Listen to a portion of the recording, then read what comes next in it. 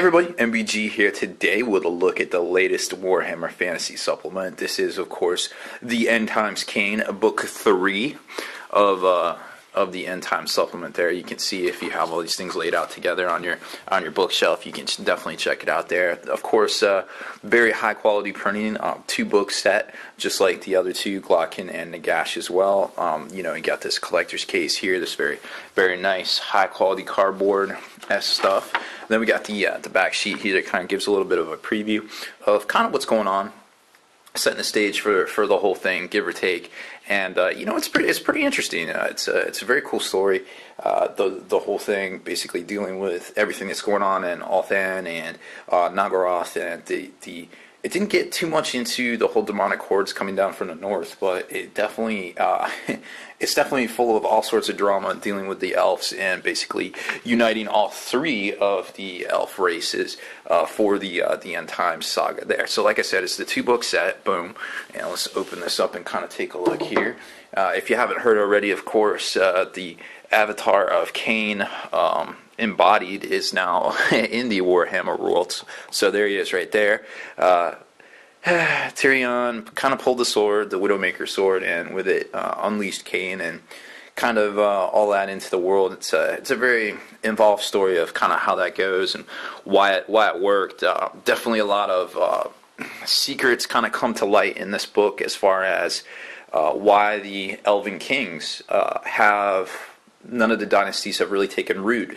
Some really interesting stuff there. And who the true king was always meant to be the whole time. Why the latest Elven King was killed. Basically died.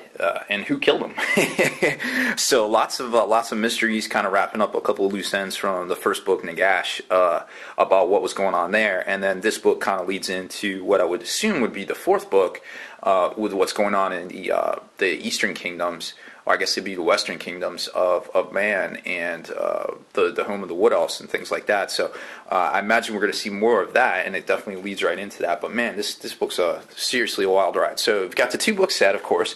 You got the fluff book here, and then the rules book here. This one's about 50-some pages or so. This one's about 145. It's complete fluff, new art, all sorts of spectacular stuff. And this book here is just basically the rules. Now let's get into the rules here, because some interesting stuff. I don't play fantasy. Well, I haven't played fantasy. I know how to play fantasy. I haven't played this edition much.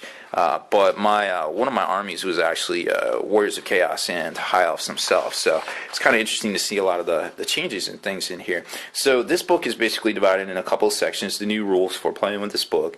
Then you've got new armies and units. Continued, of course, and then you've got people ascend in different versions of different people and things like that, and then you get into the narrative scenarios, which I actually completely overlooked. They're just scenarios to play, and we see that in every hardcover codex here. But what I wanted to show you was, we get into some stuff here. Oh, so this was pretty cool. Magical lodestone. So apparently now, there's so much magic going on in the world that on a cast of 12 plus, you can basically summon, any wizard could summon to their side an arcane fulcrum, which I thought was pretty neat, because there's Marathi, of course, with one of those there as well, and that one of the hag queens over here. So that was pretty neat to see. And then you get into the actual End Times spell list, where it has all of the normal spells. And if you know these spells, you get the free super spell, which is going to be a 20 plus spell, and depending on how you do it. And there's one for each one, and they list them all, kind of like right here. So it's a little bit different from the first 2 books, where the first book you got everybody had access to raise undead basically, and now in the second book all the chaos stuff got access to raising demons and things like that. And now in this book it's basically magic gone crazy. So everybody gets like a super spell to be able to cast. So that was pretty neat to see. There's some cool stuff in here. Here's some more of them as well. So everybody gets a couple of them. And then you get into the new armies and units, which we're going to show you right here. So there's a couple different hosts you can take. There's actually 3 different hosts. So it's kind of like what happens in the book is there's like an Elvish civil war. And so it's, and without getting into too many spoilers, because, I mean, there's been so many spoilers out there. I assume if you're watching this video, you're watching it for not exactly what happens, it's just kind of like what all is in here. Well, so there's 2 different opposing forces of elves. And one of them's obviously led by Malekith, and the other one's led by Tyrion, which we've already covered. He is basically turns into the avatar of Khaine, embodied, walking down in the realm. So a bunch of stuff happens, and everybody goes about fighting, and they're trying to unite and figure out who's going to be the superior force to combat the threat of the chaos in the end times here. And it never really got to that point. I mean, it finally got wrapped up at the end, which was great, and a really good story. These series of books are some of the best books if you have any interest in fantasy at all. This is some of the best writing that I've seen in a long time from Games Workshop. It's spectacular stuff. So they figure out who's in charge and who's leading and stuff like that, and some very, very bad stuff happens to the Elven Isles and things like that at the end of the book.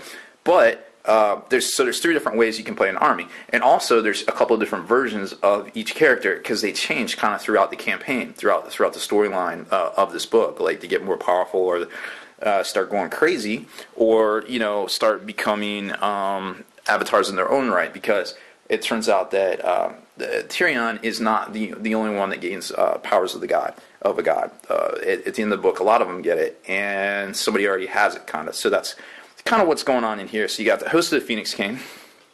So Malekith basically becomes the Phoenix King, and then something else happens and becomes the Eternity King. So who saw that coming? And then you've got Tyrion, the avatar of Khaine, because basically he's one of the opposing factions of Malekith. So the fact that we don't have Tyrion here at the end, being the Eternity King, I think you know what happens to Tyrion, unfortunately. But it's a really cool storyline. All of the kings, the previous dead kings of the Elven race, are involved in the final battle. The ones that at least died with a sword in their hand, so Khaine has power over them. And it kind of gets crazy because Malekith gets a little bit of power of his own, and man, I really didn't see it coming. So there's so many different sides and so many different angles, and they covered all of the Elvish hosts. You got the Shadow King, you got Shadow Blade, then you got Corhill, you got all the characters, Keldor, it's just everybody. It's just a really good book. If you're really into the dwarfs and everything, I definitely recommend you read it. So here's the fluff on Malekith, but then we'll get to the 2 different versions, the rules for him. Kind of would have liked to see a better model.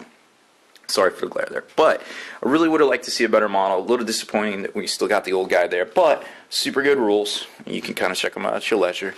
And then you get into Tyrion and kind of some of the reasons behind what's going on with Tyrion and why he pulls the sword and things like that, and kind of some loose ends from Nagash again kind of get wrapped up in here. But you got the Avatar Khaine, and then of course he has his little horsey who, spoiler alert, kind of betrays him at the end too. And then you get into Imric, because he's actually pretty well involved in here too. There's the Crown Prince of Keldor. I don't know if his rules are any different. I never played with him in the actual Elvish book or not. And then we got Ariel too, and she kind of gets bananas, to be honest. So she basically becomes a god. Here's the rules for that. And then also she has a lot of powers. She absorbs some powers. Some other stuff happens. I'll let you all read about it. But very good story in and of itself. And then it gets into the narrative scenarios here, which is some really cool stuff. Not exactly all about what happens in the book, but cool stuff nonetheless. So that's the rules themselves. Now I know somebody was saying something about not enough Malice Darkblade. Well, he was one of my favorite characters from the old Warhammer comic, and I tell you what, man, it's interesting what happens to him. He gets done a little wrong, but he definitely had it coming, because that's just in his nature. I mean, you live by the sword, you die by the sword. But unfortunately, his little buddy there, Spite, he gets it too. But it's a really cool story. Now everybody can live. A lot of stuff happens. When you read this book, you're like, that is some crazy talk. So there you see where Tyrion pulls the Widowmaker's sword on the Isle of the Dead and unleashes the Avatar of Khaine into existence. Basically becomes that. Here's another story that definitely wraps up some stuff that you've already read, probably from the Glocken series of books. Then you get into the actual heroes of the end times, and they kind of go over everything. Here is the Ulthan, the island of Ulthan, and a lot of cool fluff that happens here. Unfortunately, some really bad stuff happens at the end of the book, and well, that's just that's the end times, right?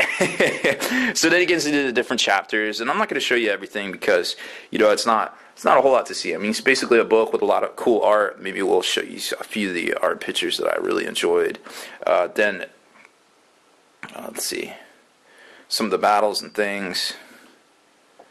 They always get the roll a battle right there. Here's kind of dramatic foreshadowing about what happens with Malice.